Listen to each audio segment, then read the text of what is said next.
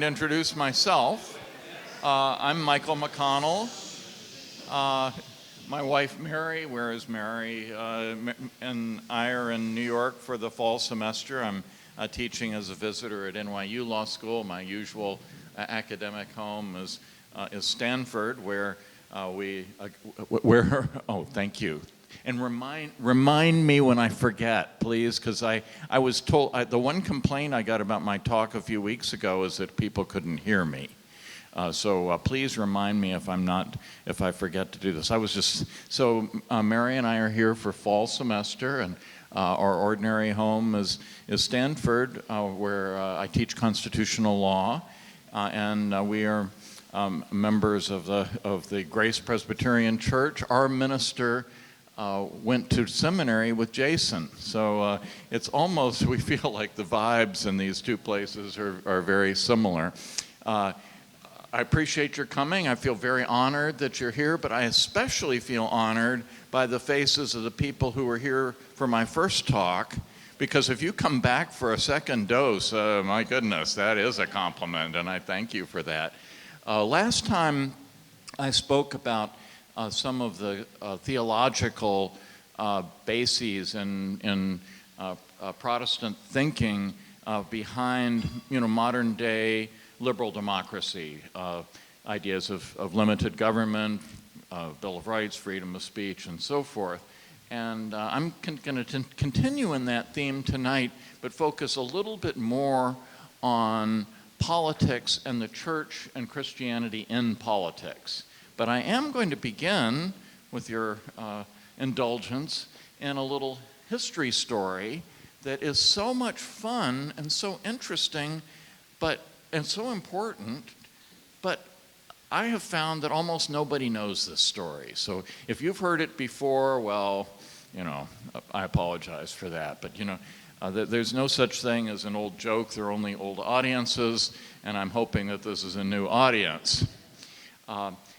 The story is about the adoption of the Bill of Rights, and in particular, the freedom of religion provisions of the Bill of Rights and how they truly came about.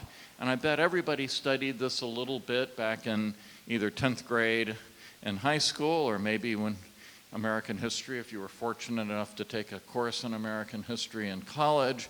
But the actual story of this is not often told. Essentially, the Bill of Rights is an afterthought.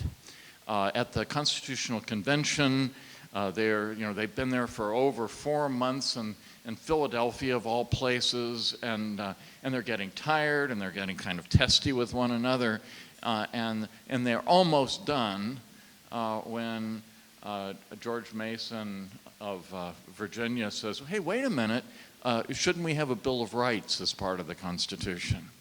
And by the way, I drafted the Virginia Declaration of Rights for the Virginia Constitution, and I just happened to have it in my pocket, so it wouldn't take very long to do this. But they knew better than that. They knew it would introduce all kinds of issues, so they just say, no, we don't have time. It was the biggest mistake of the framers politically, because it turned out that the absence of a Bill of Rights was the most potent argument against ratification of the U.S. Constitution.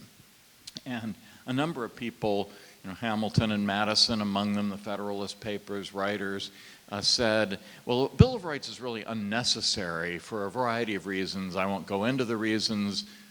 I don't find them persuasive, and I bet you wouldn't find them persuasive either.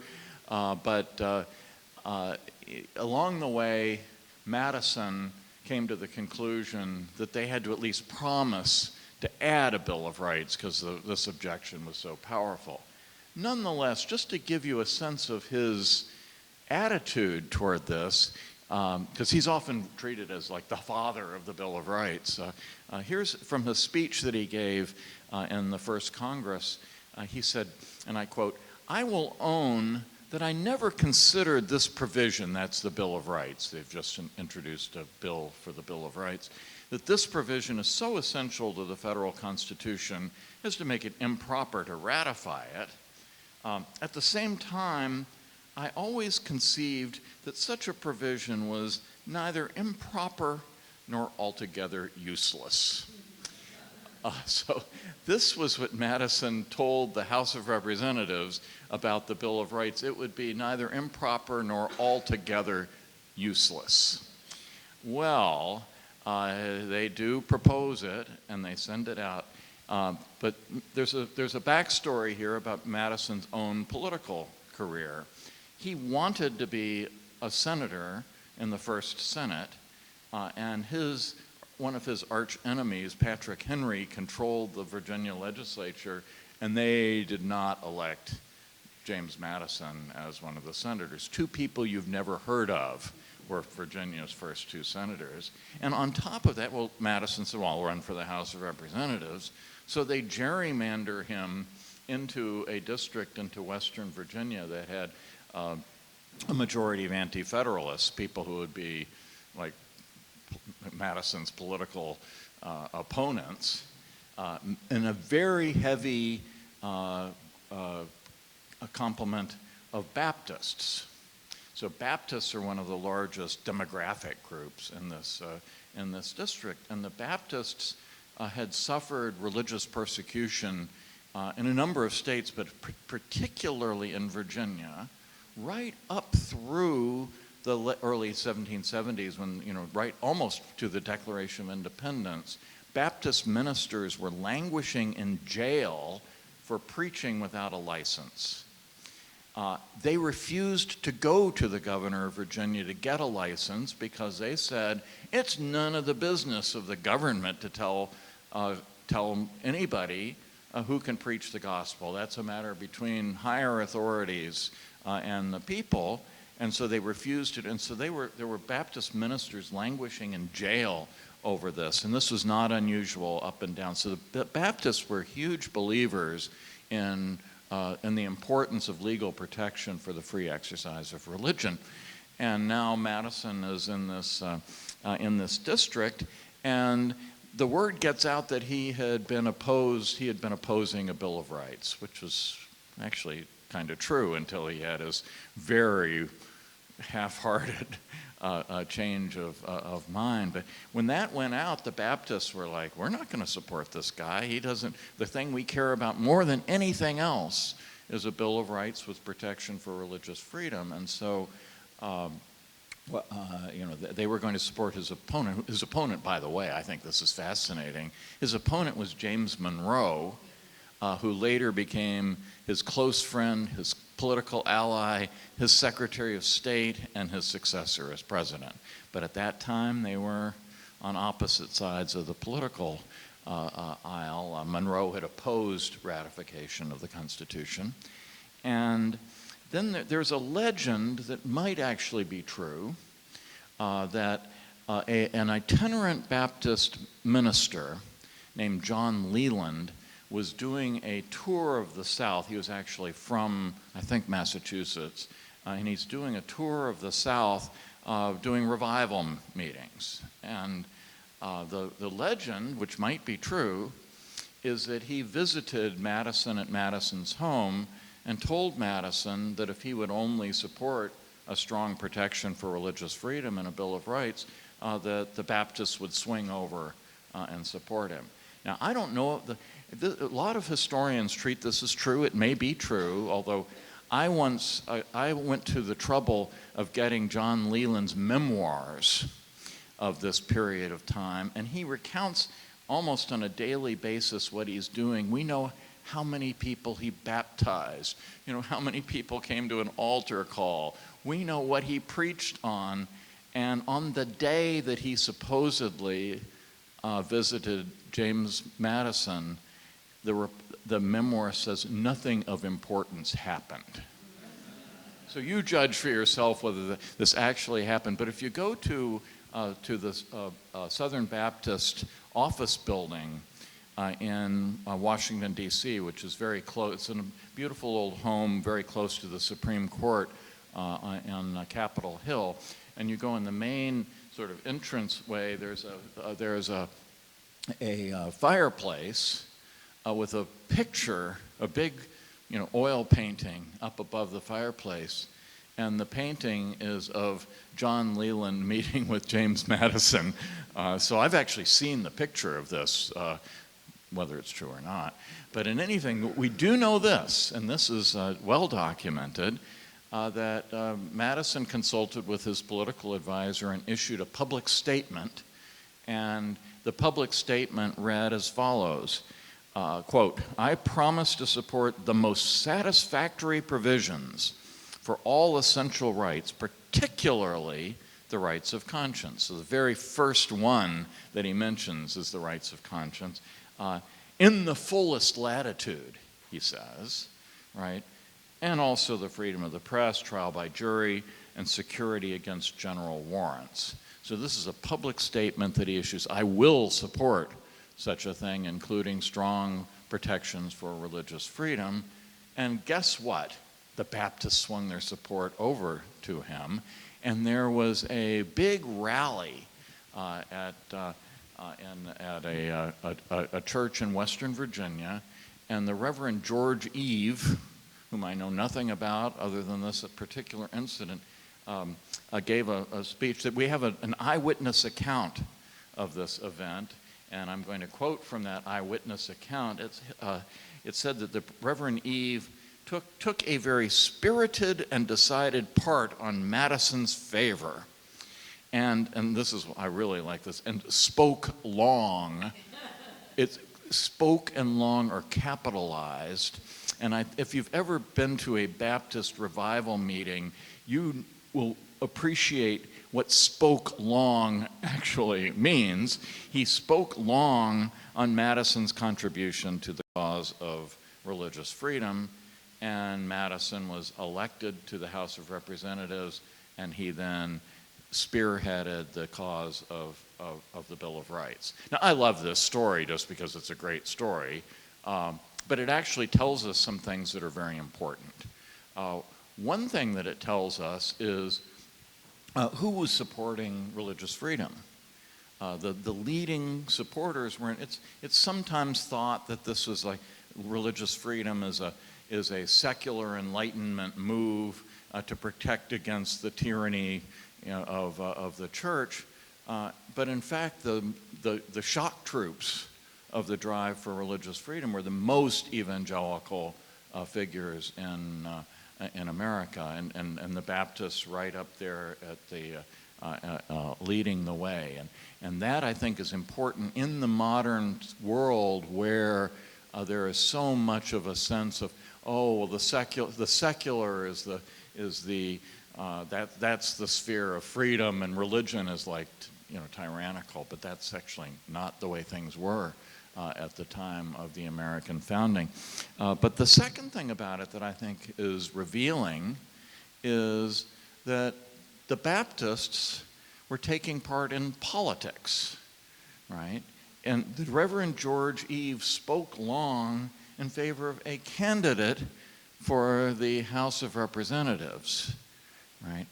And it is as a result of the Baptists taking part in politics and the Reverend George Eve speaking long in favor of a candidate for the House of Representatives. That's the reason we have religious freedom in America, right? If it had not been for that, James Madison would not have been elected to the House. He would not have shepherded this through. He would not have poured so much energy into making it happen.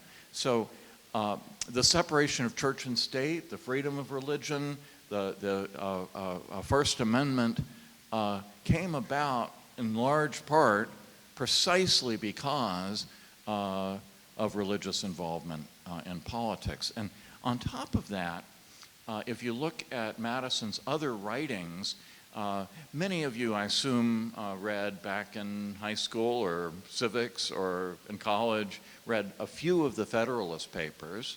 And the ones you most likely read, the most commonly taught of the Federalist Papers, is Federalist number 10, written by James Madison.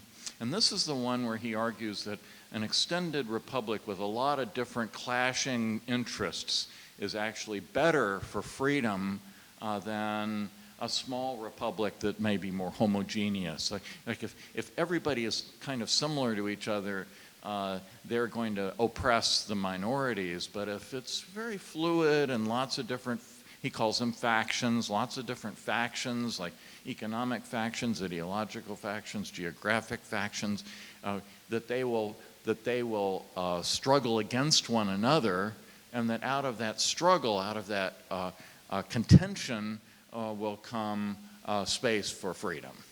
That's his argument. Faction is not a good thing in Madison's writing, but he recognizes that the existence of factions can be a good thing when you construct a republic such that they kind of balance each other out. And then he lists in Federalist 10 a number of examples of what he means by factions. What's number one? It's difference of opinion with respect to religion. This is actually not praise for religion. Madison was not a particularly religious person, but he recognized that religion would be one of the many different factions that participate fully and equally in American politics.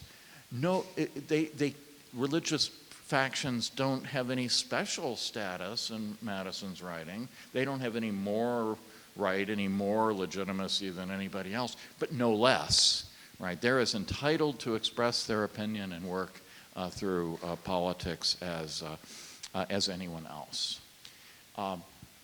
And I stress this because there is a very frequent misunderstanding that the idea of separation between church and state, a phrase which, by the way, doesn't actually appear in the Constitution, but let's put that aside for a moment, that the separation between church and state means that it's somehow improper for religious people or religious ideas to be fully participating in American politics. Now, this is often an argument that's made selectively. You don't usually hear the argument when people like what the religious speakers are saying, but it is a very common thing, especially on some of the very difficult, culturally contentious issues of our day, like abortion, same-sex marriage, that sort of thing, that religious, if any of the ideas come from a religious root, that makes them illegitimate. And I want to tell you, this is just not the history of the United States. Not only was Madison elected to the House on the basis of this, not only did our Establishment Clause come from religious participation, but every major social movement in American history since then has been spearheaded by religious voices. And I want to tell you, for bad as well as for good, religious voices are not always on the right side of these things. There were just as many strong religious voices in the South supporting slavery as there were in the North opposing slavery. And I don't particularly like all the social movements. Prohibition is not my absolute favorite episode in American history, but that too was spearheaded by the Women's Christian Temperance Union. The modern day civil rights movement is very much an example of that. Don't forget the name of the Reverend Martin Luther King Jr.'s organization, which was I'm forgetting it, the Southern Christian Leadership Conference. Here I say, don't forget it, just in time for it to go flying out of my mind. The Southern Christian Leadership Conference. The first abolitionist political party in America, which was called the Liberty Party in the 1840s, had as their slogan, vote as you pray and pray as you vote. And so the idea, so it's really important, I think, to stand up for legitimacy of religious voices, whether we, and I think it's especially important to stand up for religious voices that aren't our own, for other religions, and for people who come to different conclusions. So that's really my first point, and I'm going to make two other points, I hope more briefly. I'm not good at brief. But the second is, and this is my opinion, I don't want the church as an institution to be very engaged in politics. Different religious traditions have had very different positions on this. Our friends, the Roman Catholics, have a social teaching, and just a few weeks ago, the new Pope issued an encyclical precisely restating some of the positions of this, and most of them have to do with what the proper Roman Catholic position is on a number of different issues, such as immigration, just as one example. So, God love them, but for myself, my view is that the institution of the church should stay out of this as much as it can.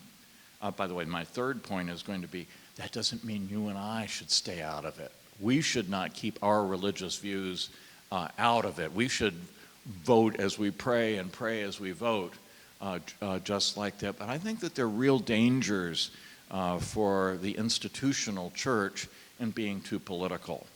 Now, I may partly believe this because of my own upbringing. So I grew up, and when I was growing up, my family attended the second largest Presbyterian church in our state, and practically every Sunday, that's an exaggeration, certainly many Sundays, the sermon was extremely political.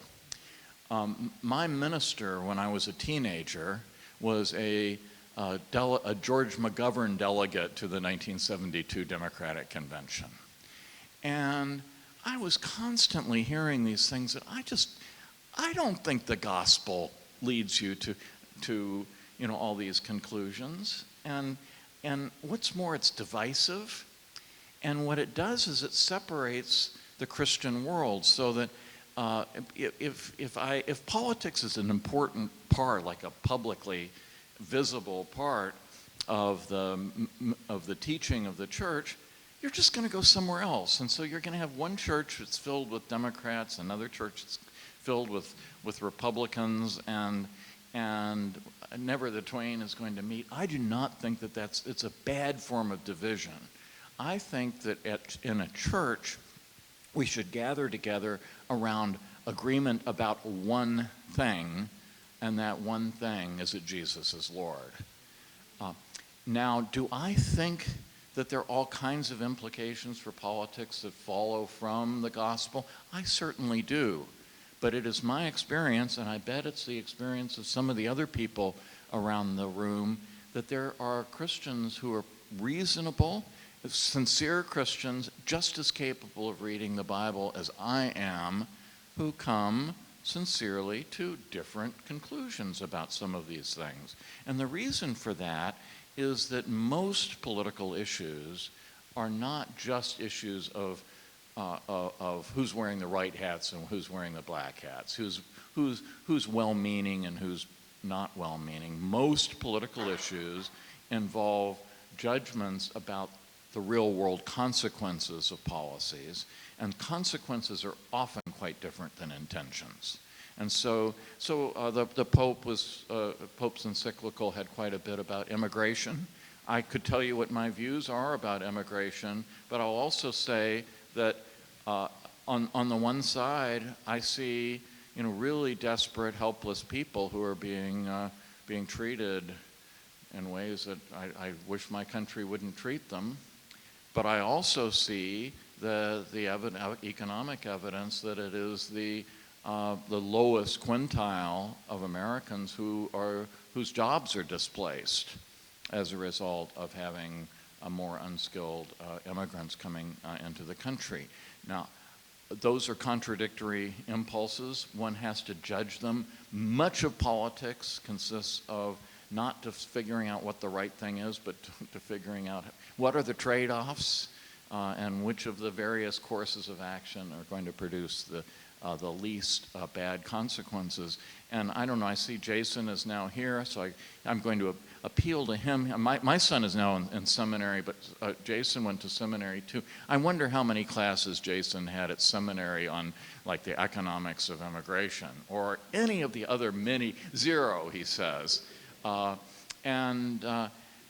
It's not what we're here for. It's not what he's trained for. And the result of this, I think, is quite bad for the church. But what can the church do?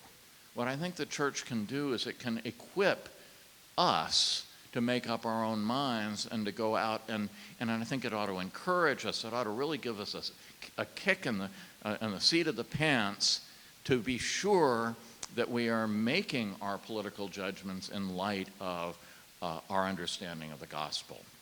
That may not say whether you're for rent control or against it.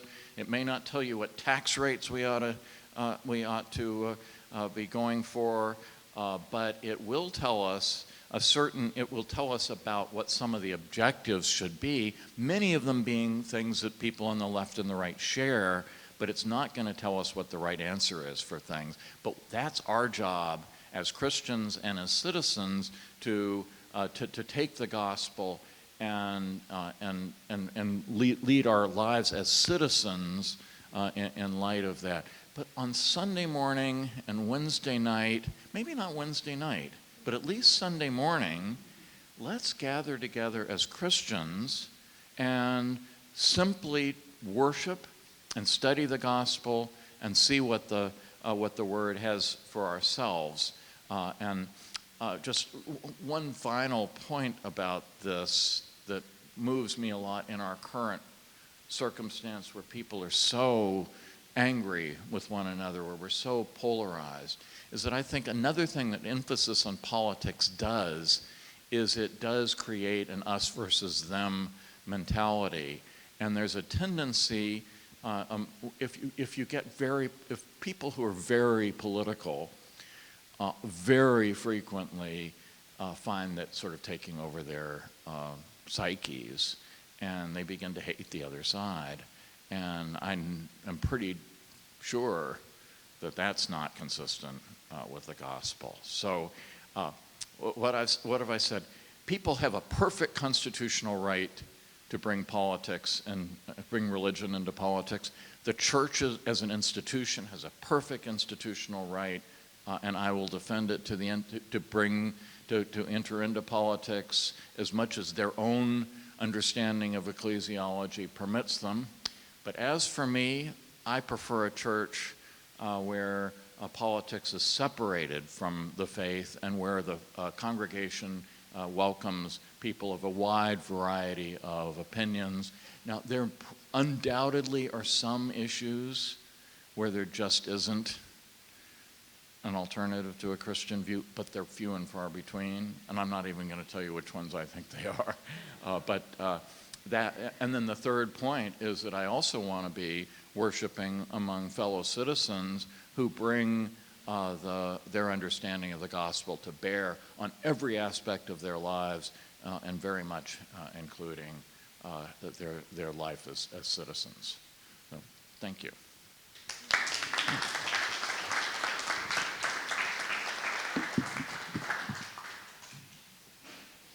Well, we've got time for questions, so if you want to raise your hand, we'll bring you a mic, and then we'll let it go from there. I assume you want me to keep my mic. We'd like you to keep your mic. I don't want to answer these questions, Michael. This is all on you. Thank you. I understand there was a time when there was a fear that if a preacher or church leader would endorse candidates from the pulpit, that he'd be endangering the tax-exempt status. But I understand that's changed, whereas now if a preacher did promote certain candidates from the pulpit, that wouldn't endanger his tax-exempt status or the church, and then preachers and religious leaders are allowed to do that. Yes, so this is an ongoing legal dispute.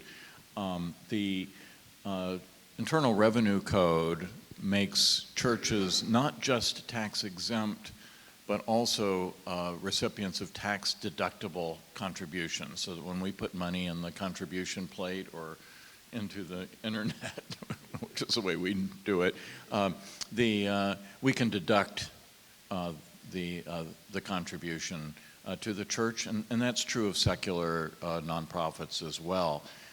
But the tax code treats political organizations differently. So if I make a contribution to the Libertarian Party or whatever, I cannot deduct that. The Libertarian Party is itself tax exempt, but the contributions are not, and so there has to be a line drawn. Back in the, I believe it was early 1960s, the Internal Revenue Service issued regulations that basically tried to say what you can do and what you can't do in order not to become a political organization. And what they said was no endorsements of candidates from the pulpit. They say a few other things, but that's the one that's really controversial. Many people think that that's unconstitutional, that that's a limitation on freedom of speech as well as freedom of religion. And just in the last couple of years, maybe, or maybe more recent than that, those regulations have been loosened.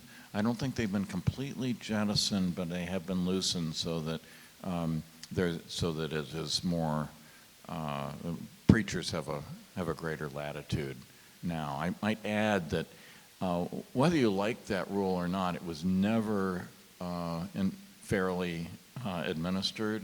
For some reason, I guess this is probably a coincidence, but whoever runs the administration in Washington tended to find that preaching in favor of the other party was more likely to be problematic than preaching in favor of your own.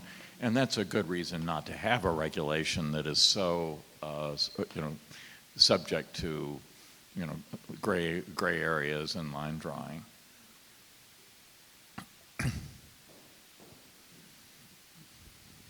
Yeah, thank you. So I was thinking about what you were talking about, separation of church and state, and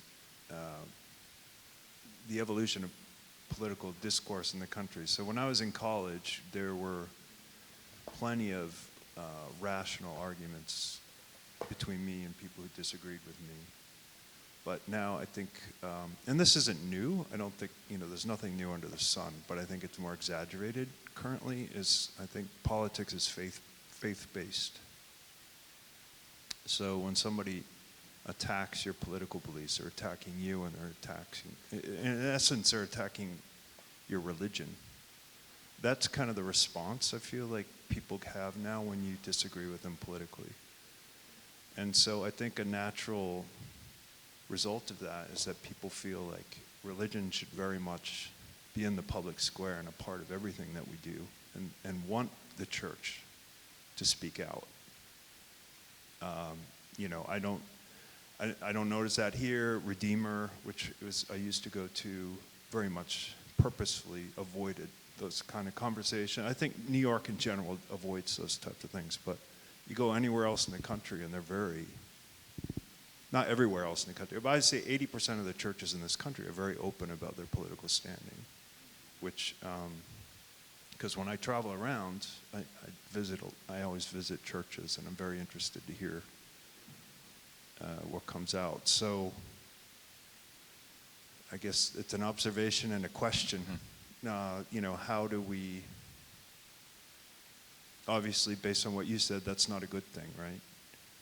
But then how do we counter that, or how do we take things in a different direction?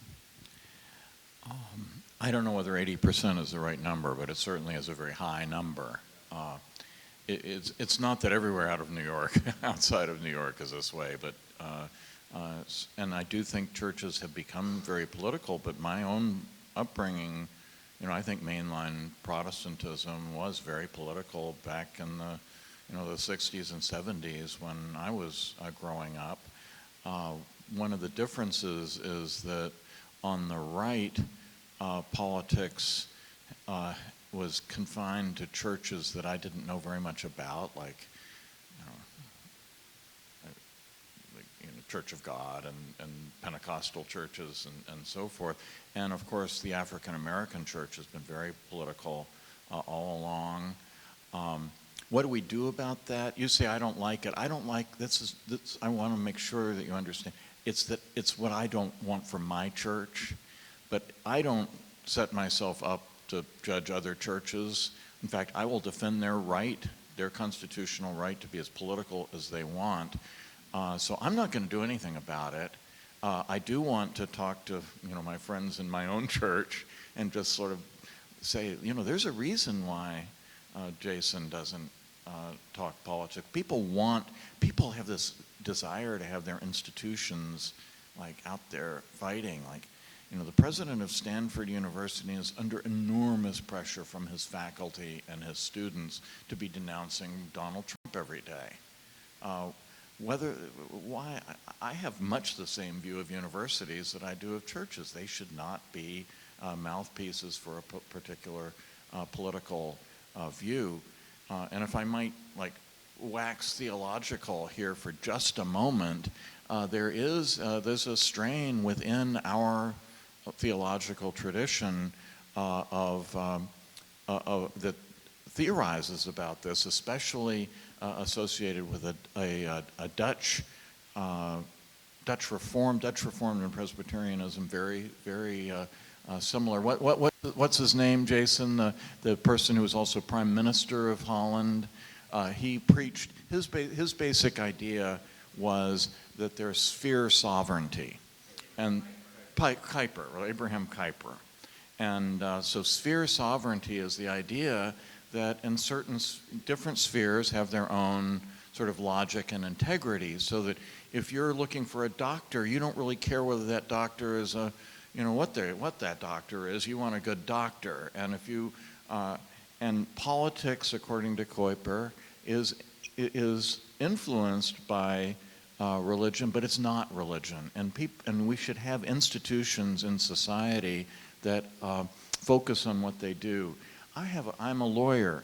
I find it infuriating that I cannot belong to the professional organization of my profession, the American Bar Association, because they take positions on a number of things. I don't disagree with them on all of them, but I certainly disagree with them on quite a few. And I think I should be able to belong to a professional organization without having my dues used for political stuff that has no relation to being a lawyer and isn't right. Well, I feel much the same way about my university. I feel much the same way about my church, and it does give me some increased confidence that a theologian of the caliber of Abraham Kuyper lays out a basis for this view of the world.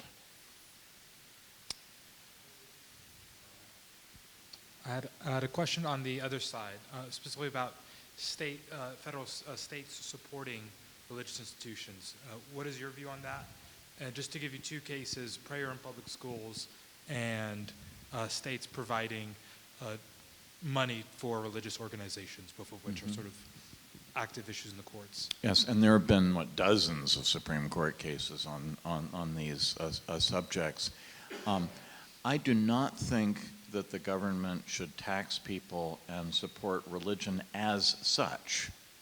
But if the church organizations are engaging in social welfare activities from a religious point of view, because everything's from some point of view, and if the government is supporting those activities, for example, education or hospitals or disaster relief or soup kitchens for the poor, if the government is supporting private organizations that engage in these activities, it should not discriminate against those organizations because they are teaching something. And it's not that others, some people sometimes say, well, they're in it in order to, preach, to spread their views, not just for the social welfare benefit. That's often true of other organizations too. Plenty of secular organizations have a point of view about things, and they're carrying it out through their social welfare activities as well. So I think that the government should treat religious organizations neutrally when it comes to the distribution of funds for support of public welfare activities.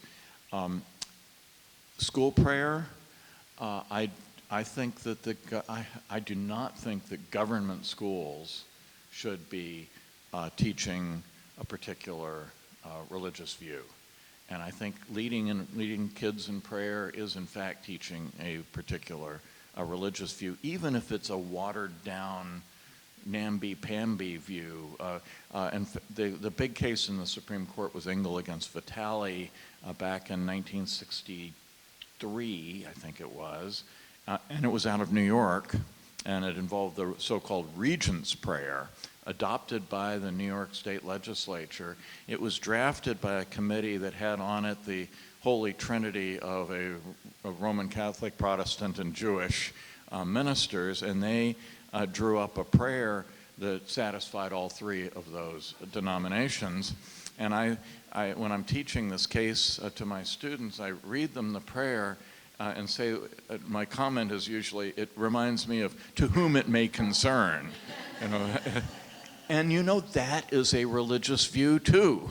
And I really just don't, I've been on great experiences. I used to, when I lived in Chicago, I went on Moody Bible Radio, call-in things from time to time. Love to talk about school prayer with people, because all you really have to ask them is, do you really want members of the teachers union teaching your kids how to pray? It's like, no. And so I have my doubts about public schools altogether, but if we're going to have government schools, I do not want them to be leading prayer. Now, does that mean there can be no prayer in the schools? I don't think that that's, I think not. I have been a major supporter of giving student groups like Bible study clubs the right to be able to form and meet on campuses where you have where it's a genuinely private statement. For example, if the class valedictorian can make a speech about anything he or she wants to, and that person wants to explain, you know, what Jesus Christ has meant to them, I say that's fine. It's not the government speaking, it's the valedictorian speaking. So it's not that prayer can't be in the schools, but I don't think that the government should be the one deciding what it's going to be. And the namby-pambiness of the prayer is part of this, because I think it is inevitable that if we have religion in a governmental institution, that it necessarily is going to be watered down because of the way politics works. And I don't actually like my religion watered down.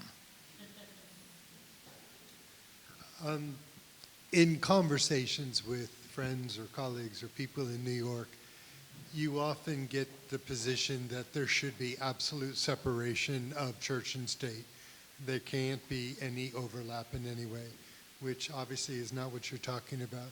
Is there a way to, in a very short sentence or two, condense everything you're saying tonight into a very concise, strong conviction as to how to present everything we're talking about in a concise and accurate way?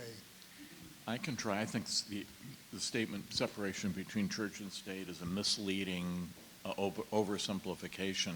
It's not that there's nothing to it, though. I mean, there was a view in the 17th and 18th centuries, strong view, that there should be a union between church and state, so that the King of England is the supreme governor of the Church of England.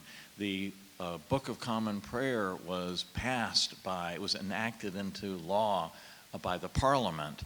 Even today, the Archbishop of Canterbury is named by, well, ostensibly King Charles, but in fact, everything King Charles does is in fact the Prime Minister. But the Prime Minister chooses the Archbishop of Canterbury. These forms of union between church and state, I think, are rightly condemned. But total separation? How could that possibly be? Does that mean you can't use the streets to go to church? I mean, I rode the subway to get up here. And the reason it's okay for me to ride the subway to come to church is because the government is totally neutral about where I go on the subway. And that's what when I said I would try, I would substitute the word neutrality for the word separation. What I want is a government that is neutral about religion, and not one that is either hostile or embracing. Now, even that's a bit of an oversimplification if we had a lot of time, but I think it's the closest thing to a simple formula that I can come up with. The Supreme Court once called it benevolent neutrality. That's kind of a nice phrase, isn't it? Yeah, I appreciate what you had to say about the Baptists and James Madison. And I was kind of curious if you've ever explored, or if you know of any other scholars who have explored, the concept. That strikes me that the Establishment Clause, the Constitution, specifically the Establishment Clause, actually has a theological component to it, and that is it delinked ever since Constantine, the Roman government was involved in Christianity, and ever since then that had been the case in Europe. And the Establishment Clause delinked that, and it also resolved the conflict in Europe between the Radical Reformation and the Magisterial Reformation. That it wasn't just the Catholics that persecuted Protestants, but the Calvinists and the Lutherans persecuted Anabaptists.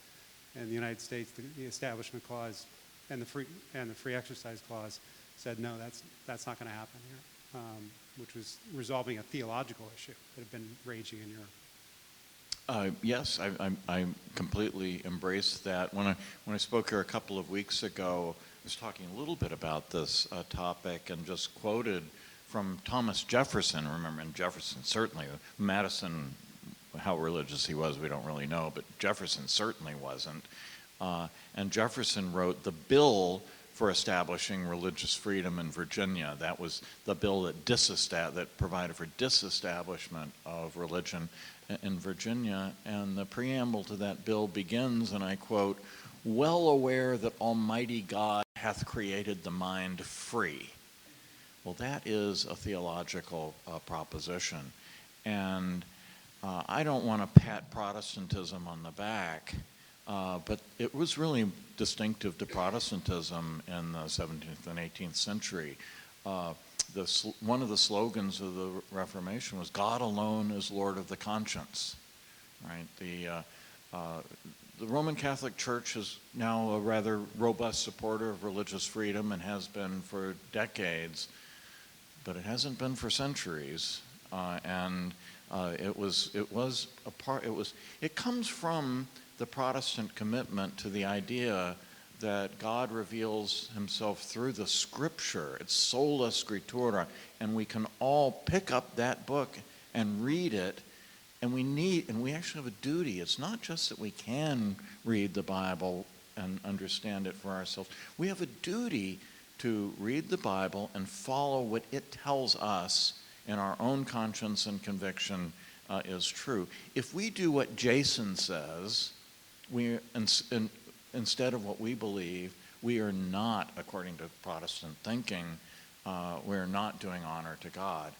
We do honor to God when we give God exactly the kind of obedience and worship that we are persuaded that he deserves. And that means that the very fulcrum of religious decision-making is in each individual believer. Jason's official title in the Presbyterian Church is he's a teaching elder, right?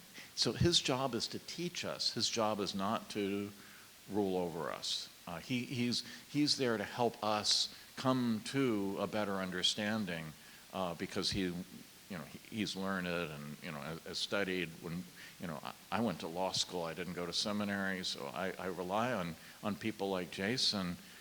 But in the end, I have to follow what my conscience says about the Scripture, and it follows again from this idea of sola scriptura. And another slogan of the Reformation was the priesthood of all believers. And that means that there is no priestly class that has some special understanding. We are all priests in the sense that we all have unmediated access to the truth through the gospel. And so it's a deeply theological idea. I think I'm up next.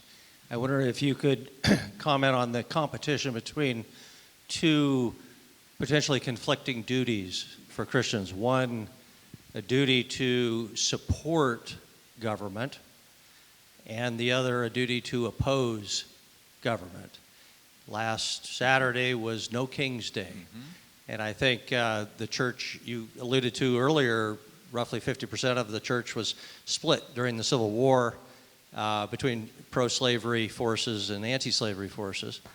And today, we all know to the biblical mandate to give unto Caesar what is Caesar's, and usually our nature is to support a God or institutions created by God of order and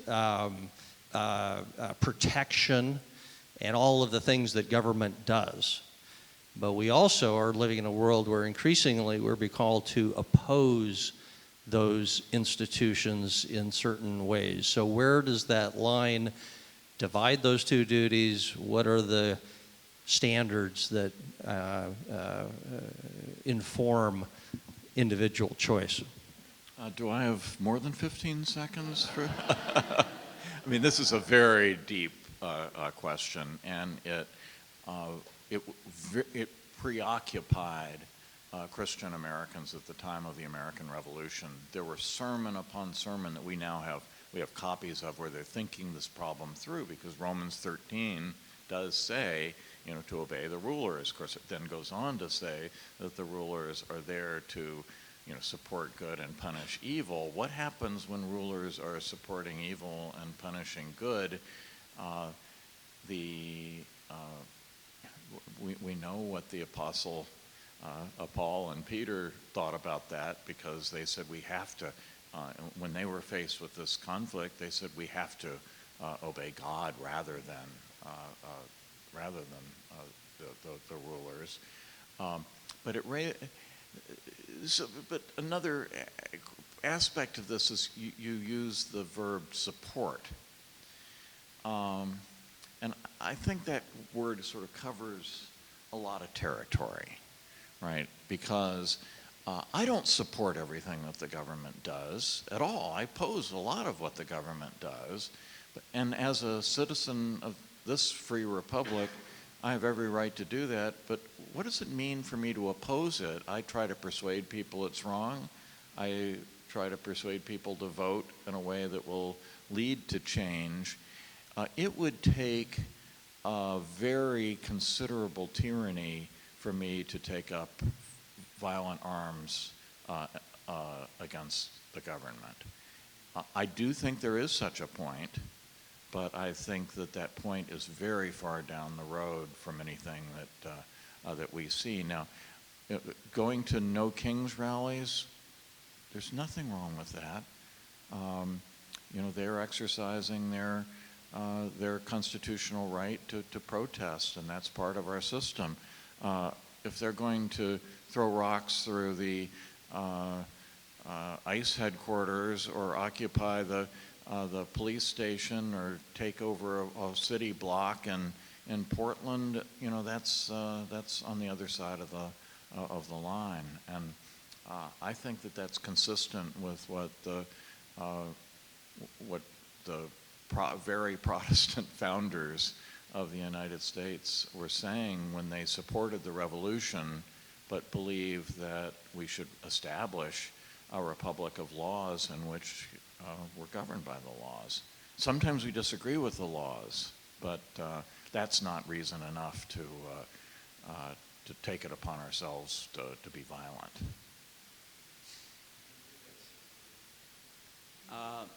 I think I have the microphone.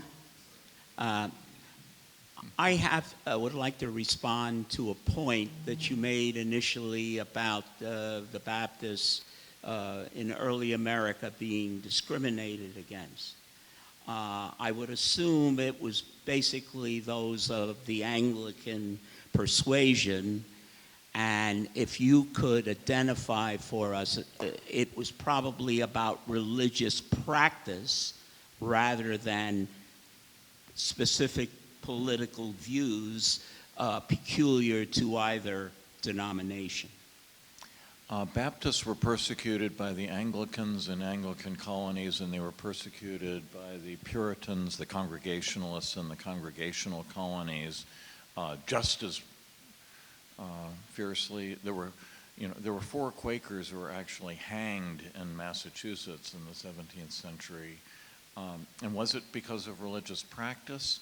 The Baptist ministers who were in jail in Virginia were there for preaching without a license.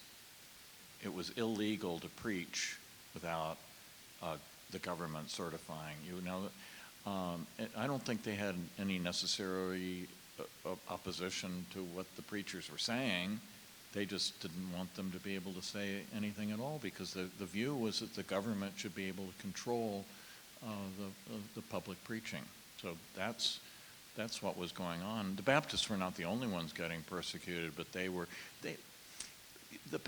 thing you got to love about the Baptists is just how uncompromising and obnoxious they could be. Because in Massachusetts, everybody had to pay a tax to the church of their choice, and all you had to do was tell the government, I've paid this tax, and all is well.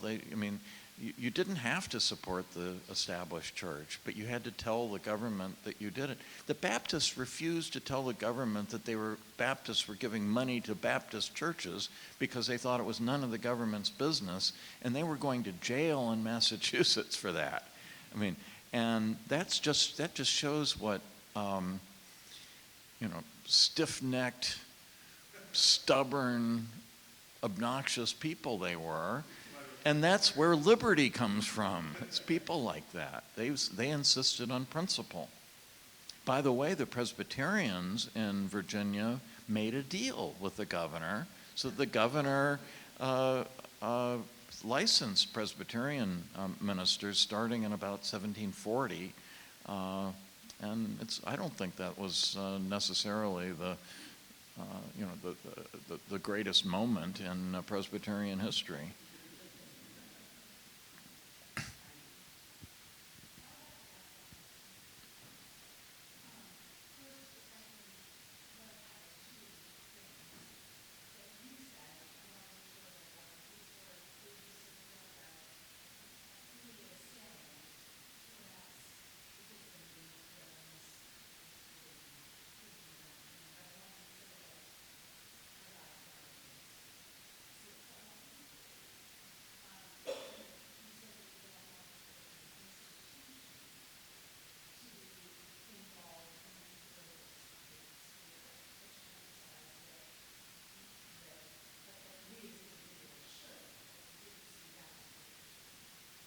That's it, yes. With the caveat that there probably are some issues that are so extreme that the church has to take a position, but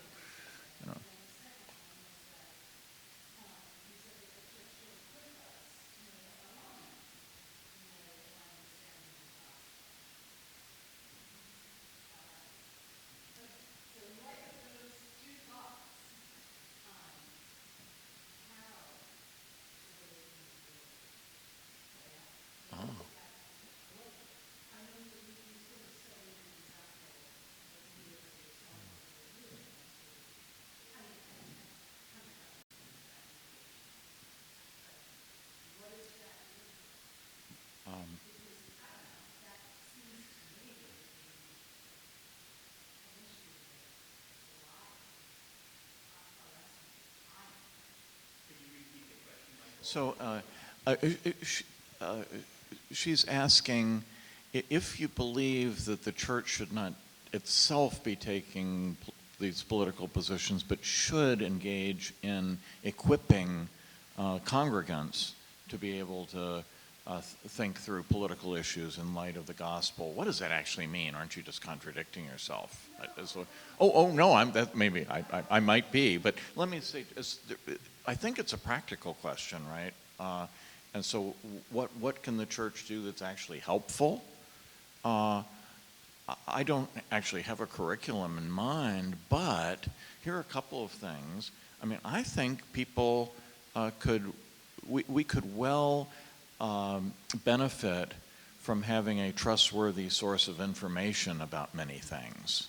I think of the Israeli-Gaza conflict right now, and students on universities say things that indicate they just don't have a clue.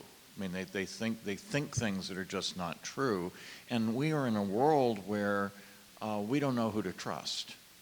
And maybe if the church could be a trustworthy source of information, just about so we know what the underlying facts are. I also think, well, just as another thing is, how about acquainting us with sincere Christian points of view that aren't, from different sides, so that we get. I think many of us can go through life and not hear the other side presented in an attractive, reasonable Christian way. Well, the church might be in a position to help cure that. And there are no, sometimes this is not just two things. Sometimes there are more than two sides. Lots of questions have multiple possible points of view. But to be acquainted with why other people trying to come at issues from a Christian point of view come out the way they do, I think would be really a valuable thing. I don't want it on Sunday morning because I want to pray. I want to be worshiping on Sunday morning, but maybe Wednesdays.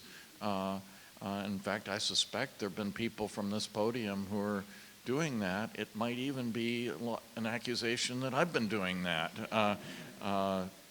And so those are a few things. I'm sure there are plenty of others, but it's such a hard question. Thanks for being here tonight. So I had a question that was related to the one that was just asked. And I guess I'm thinking of, you mentioned earlier there are some hot button cultural issues that may be especially divisive if you preach from the pulpit. I guess at the same time, I'm wondering if there is a principled distinction between, on one hand, for example, a pastor instructing a congregation not to engage in an intimate relationship with somebody who's of the same sex. And if there's, for example, a legislative proposal or a court decision that's potentially going to create a blanket rule where the society has to affirm a particular kind of union. To me, it seems like there's not really a clear distinction between, on one hand, encouraging the congregants to practice a certain kind of behavior in their own lives, and also how that might play out in terms of safeguarding the ability to be open about that in the public sphere. So I would like to embrace where I thought you were going, maybe for the first 90% of that, which is a lot of cultural issues do have to do with personal behavior, and I think the church should speak out with respect to issues of personal behavior. I actually think that maybe the church is a little cowardly about that, or maybe a little bit too cowardly about that. Because so many of us are engaging in those very behaviors, and I can see why, somebody in Jason's position might not want to tell the truth about divorce, just as one example. But I think that it is not the same to say that the church's position is that the government should use the coercive power of the state in order to enforce that. I'm not saying that the state should not.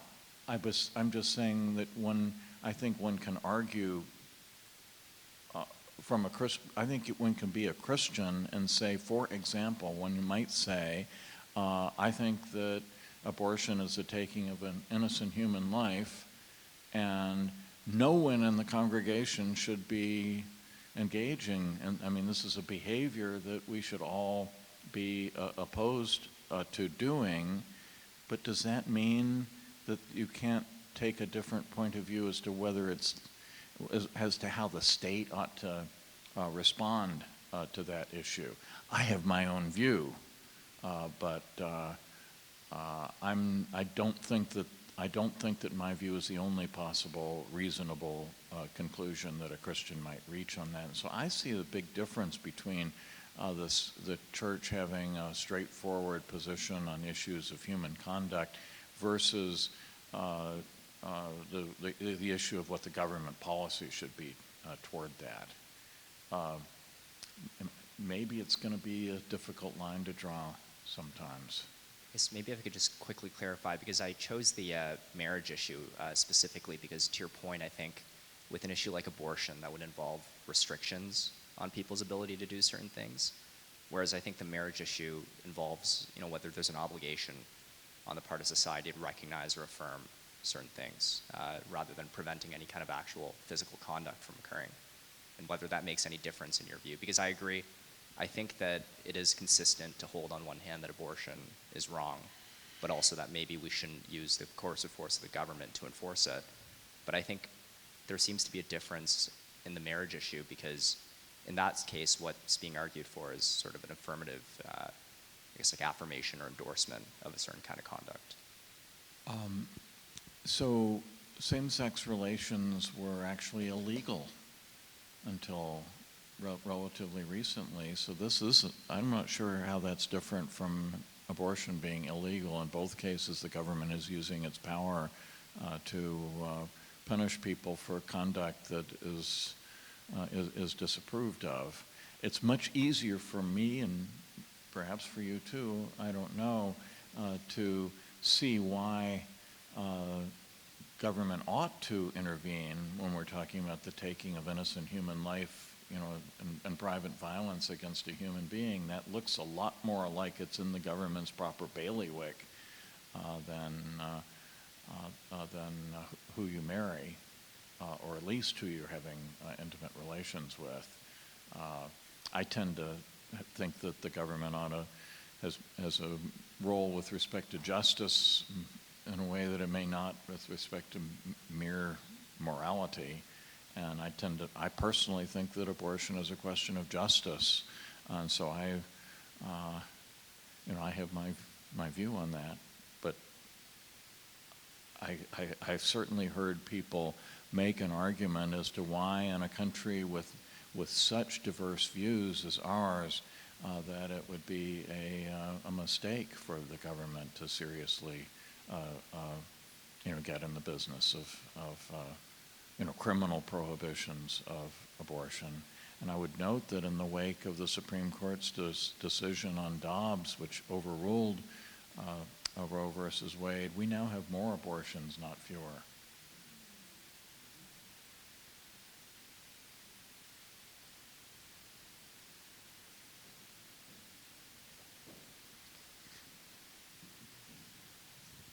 It's my lucky day I get to ask two questions. So I just wanted to, Bill, is it Bill?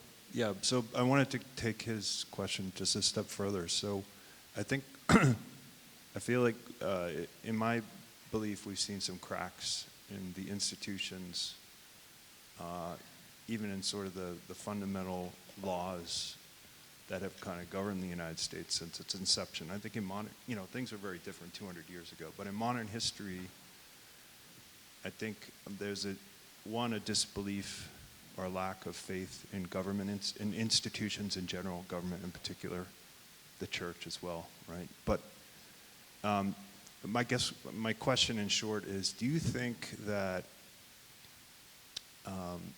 our Constitution and the institutions of the United States are strong enough to withhold an attack on them? And I'm specifically thinking about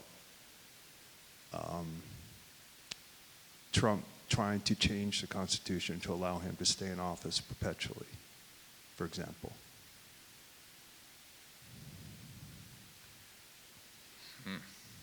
I think so, but I'm not as confident as I was 10 years ago. And I also would just point out that this is not an America-only problem. When I look around the world, Britain is facing a very severe constitutional crisis. I was just reading an article from a British journal a couple of days ago saying that they are at a crisis point in terms of constitutional legitimacy. France is on the verge of collapse. They can't keep a prime minister longer than a couple of weeks. Mexico, which was looking so promising, is sliding back into authoritarianism. You look around the world, there are not a lot of bright spots. So we do seem to be, and if you look at world history, it seems as though there are certain years when the whole world gets caught up in these constitutional convulsions, and it seems it's very rarely one country. So there's something going on that is causing deep fissures and distrust in all kinds of institutions. Maybe it's social media. That's the easiest possible, it may be wrong, but it's at least an easy possible explanation.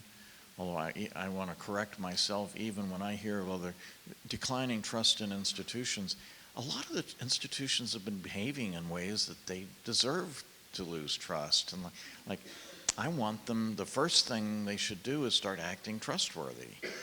And maybe it'll take some time to recover, but it's not good for our government to lie to us. It's not good for newspapers to lie to us. It's not good for the church to lie to us, but I'm not sure that's as common.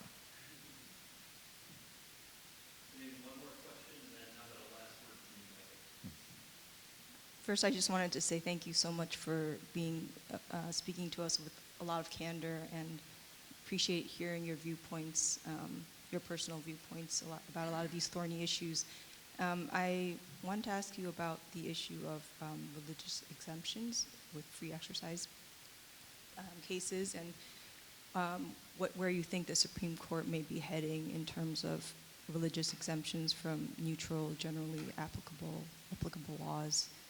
And I was thinking about the recent Mahmoud versus Taylor case in terms of public schools. I think it was the Montgomery County Public Schools where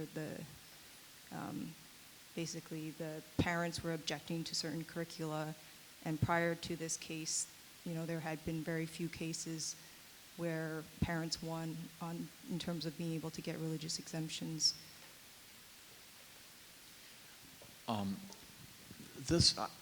I think the current Supreme Court is very hospitable to exemptions, and that doesn't mean a 6-3 or 5-4 division. Most of these cases in recent times have been unanimous.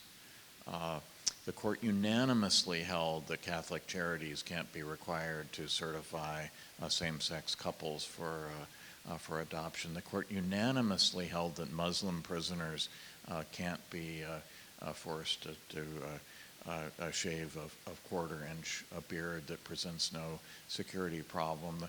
The court unanimously held that the state can't prevent a capital punishment person from having the clergy person of their choice there and have laying on of hands. In the course of this, the court unanimously held that a Muslim employee of Abercrombie and Fitch was entitled to be accommodated in her wearing of, I forget which particular kind of head covering this person had. Now the court has divided very sharply on a few of these cases, and some of them they seem to be dividing on what exactly the facts of the question were. So there was the case about the high school football coach who prayed at the end of a football game, he would pray on his knees and apparently created quite a commotion. But the majority said that the actual allegations in the complaints, then if you look at it strictly legally, showed that his at least recently, and when the cases involved, that the coach waited until his team was off in the locker rooms doing something else, so that he wasn't putting any pressure on them to participate. But the other side looked at it over a longer period of time and said, oh yes, but several years ago he used to do this, and so the court was effectively deciding two different cases.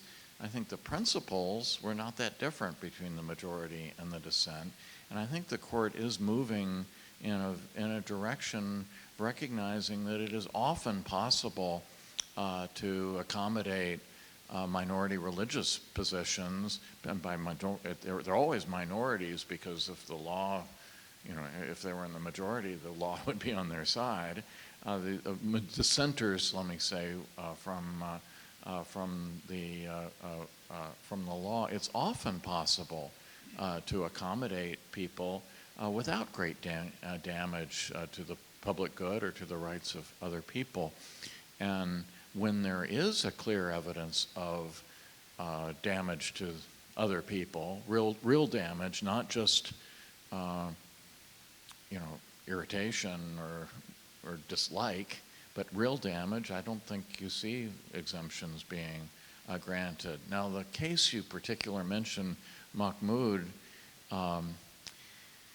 let me just tell the facts the way I understand them to be, which is that the Maryland schools always provided an exemption for parents who objected to materials in sex education, and they told them in advance what that was, and the materials here were elementary school materials, not in sex ed, but in reading, and that the testimony is that this curriculum, which is a very pro-LBGT sort of curriculum, was deliberately, the school officials literally said that these materials were being chosen in order to disrupt the children's, the teaching that they were receiving at home.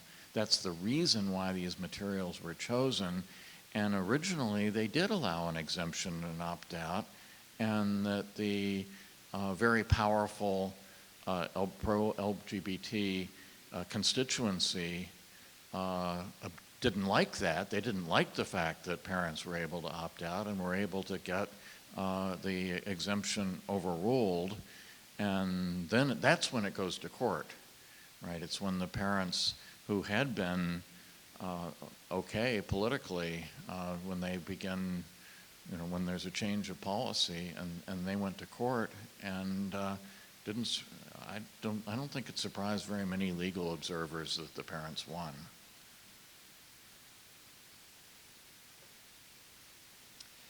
So Michael, how about a last word from you? If you had a word of encouragement or advice for our church as we think about church and politics. Final word.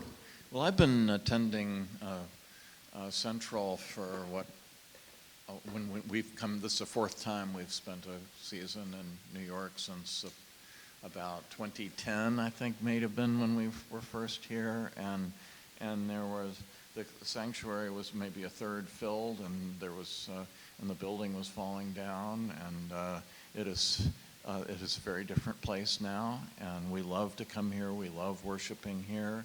And one of the things that I think is great about this place is that it is not, part of some sort of cultural political movement. This is a place where people come to worship Jesus Christ, and I think that's beautiful. I think this congregation is doing something right. Well, thank you, Michael, for joining us.